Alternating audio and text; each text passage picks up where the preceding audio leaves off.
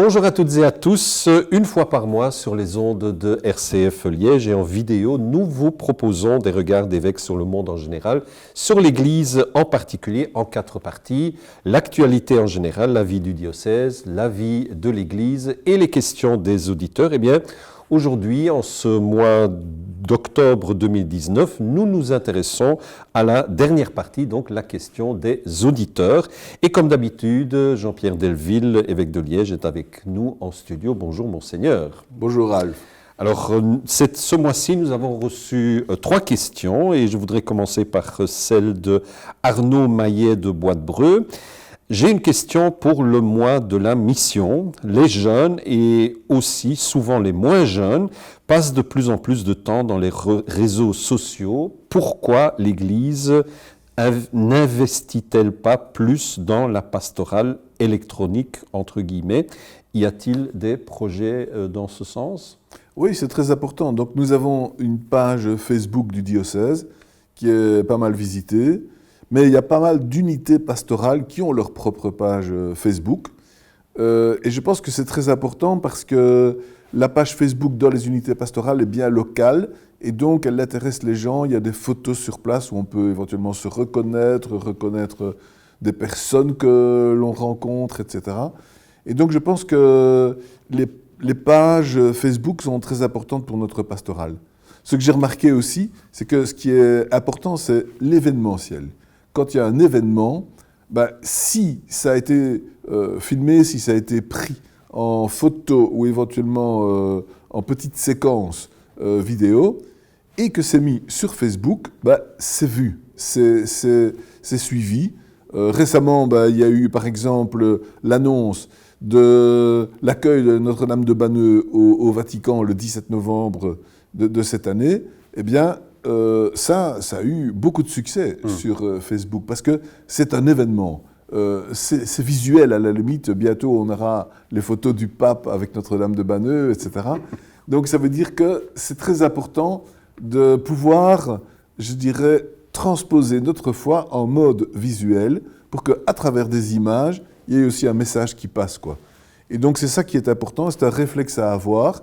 Moi-même, je prends assez régulièrement des photos dans des célébrations ou éventuellement des événements auxquels je participe pour pouvoir par la suite les partager sur Internet. Quand j'étais par exemple à la célébration pour le 15 août aux fêtes septennales à Huy, j'ai célébré la messe dans la collégiale, c'était superbe, il y avait une foule énorme et la collégiale était magnifiquement décorée. Et moi qui me trouvais au maître-autel, j'avais la meilleure vue de toute l'église, puisque je ne voyais pas les personnes de dos, mais de face. Donc je me suis permis de sortir mon appareil en me disant « J'ai ici une photo absolument magnifique depuis le siège du célébrant jusque vers l'église, je l'ai prise, ça a été diffusé. » Donc je veux dire que, voilà, j'essaye d'avoir des photos, sinon on me dit « Tu es allé là-bas et ah non, j'ai pas de photo, dommage, c'est comme si ça n'existait plus. » Donc garder une photo, c'est bien. Encore dernièrement, on a eu la visite à Warem, d'une délégation de Rwandais, et en particulier de Monseigneur Frédéric, évêque émérite de Kibungo, parce qu'à Warem, il y a eu un prêtre, Joseph Frépon, qui a fondé un home au Rwanda, le home de Gatagara, pour des handicapés, et il est devenu célèbre, une grande célébrité au Rwanda, de sorte qu'il est fêté pour les 100 ans de sa naissance, ici à Warem, son lieu natal. Eh bien, on lui a fait une statue à Warem. Donc j'ai pris la photo de la statue, mais avec l'évêque rwandais. Et le bourgmestre était là à côté de nous. Donc ça veut dire qu'il faut immortaliser des moments pour qu'ils puissent passer sur Facebook et être symptomatiques, si vous voulez, significatifs des événements de notre Église. Évidemment, tout ça pose aussi la question de l'utilité de la présence de l'Église, notamment dans les réseaux sociaux, parce que ce que vous avez dit, ça concerne l'information, mais est-ce que, parce que je crois que la première tâche de l'Église, c'est quand même aussi de transmettre la foi ou de permettre à des gens de trouver la foi et de vivre la foi, est-ce que les médias en général peuvent aussi rendre ce service-là? Oui, je pense que la communication de la foi passe aussi par les nouveaux médias. Moi, personnellement, je pense que la foi passe aussi par l'histoire. Elle passe, si vous voulez, par les événements. Elle passe par le témoignage des activités. Mais c'est vrai qu'elle doit aussi être dite de manière explicite. Et donc, dans ces cas-là, il faut qu'il y ait soit des conversations, soit des interviews, soit parfois même des textes qui passent sur les médias sociaux. Et je pense que là, oui, on doit travailler. On doit travailler pour que des contenus peut-être, appelons ça lapidaires, c'est-à-dire synthétiques de notre foi, puissent passer aussi sur les réseaux sociaux. Qui plus est, il faut aussi que les contenus passent en termes d'éthique. Éthique, ça veut dire du bien et pas dire du mal. Alors, ça paraît très simple, mais en fait, c'est très compliqué. Parce que sur les réseaux sociaux, on dit beaucoup de mal. Il y a beaucoup de harcèlement, il y a beaucoup de violence, il y a beaucoup de vulgarité, il y a beaucoup d'agressivité. Parce qu'on n'est pas contrôlé, donc on se laisse aller. Ce qui veut dire que le message chrétien peut aussi être un correctif par rapport à ces déviances ou par rapport à ces expressions du mal qui trouvent un terrain favorable sur les réseaux sociaux parce qu'il n'y a pas de contrôle et elles doivent cependant être contrecarrées par des discours qui sont différents. Donc là, je pense qu'un chrétien, quand il est sur les réseaux sociaux, il n'est pas simplement là à faire du prêchi-prêcha ou à parler de Jésus-Christ, il est là aussi pour injecter des doses d'amour là où règne souvent la violence et le harcèlement. Une deuxième question qui vient d'une personne qui a préféré rester anonyme, donc c'était par Internet, et on va respecter son anonymat. Je me pose la question, si je ne veux pas devenir diacre, j'ai des enfants, mais je vis séparé de ma femme, alors est-ce possible? Quelles sont les conditions pour être diacre? Est-ce qu'il y a aussi un traitement? Oui. Donc, pour être diacre, il faut avoir entre 30 et 60 ans. Il faut être un homme.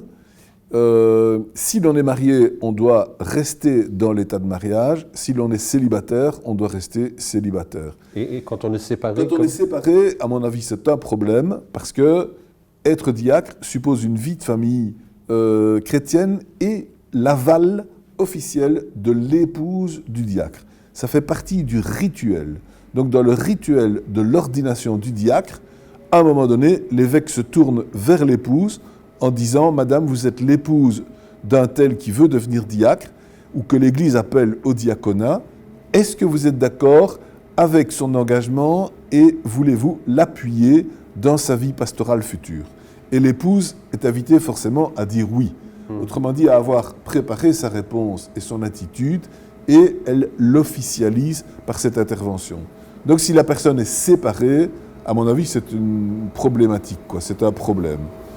Évidemment, nous avons des périodes pour préparer au diaconat qui sont des périodes de formation et de cheminement ou de pré-cheminement, et ces périodes-là servent justement à élucider des situations personnelles.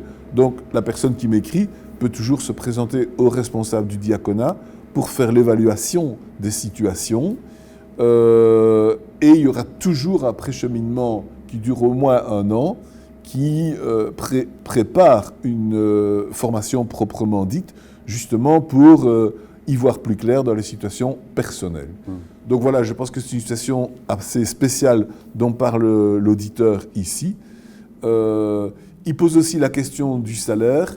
Le diaconat, normalement, c'est du bénévolat dans l'Église catholique. C'est-à-dire, un diacre, il doit d'abord être dans sa profession et dans sa famille.